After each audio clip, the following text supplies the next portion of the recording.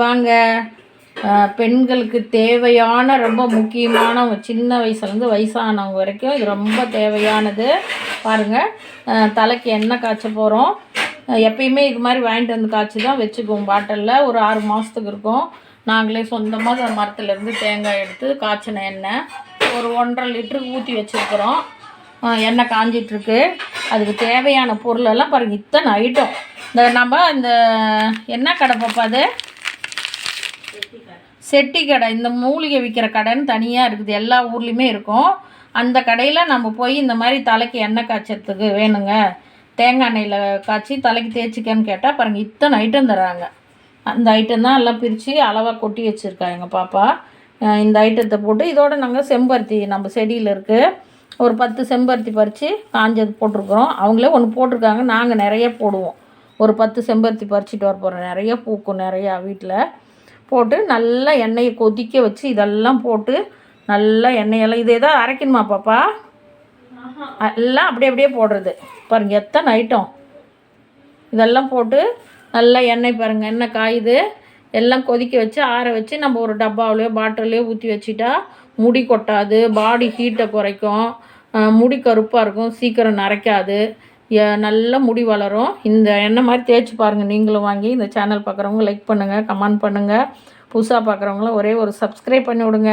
ரொம்ப முக்கியமானது பெண்களுக்கு. இதே மாதிரி மூலிகை கடையில் போய் நீங்கள் இந்த மாதிரி தலைக்கு எண்ணெய் காய்ச்சி தேய்க்கிறதுக்கு தேங்காய் எண்ணெயில் கலக்கிறதுக்குன்னு கேட்டிங்கன்னா இத்தனை ஐட்டம் தருவாங்க. இதெல்லாம் நிறைய விலையும் இருக்காது, எல்லாம் ஓரளவுக்கு தான் விலை. எல்லாமே நம்ம நாட்டு மருந்தாக தான் இருக்குது எல்லாமே.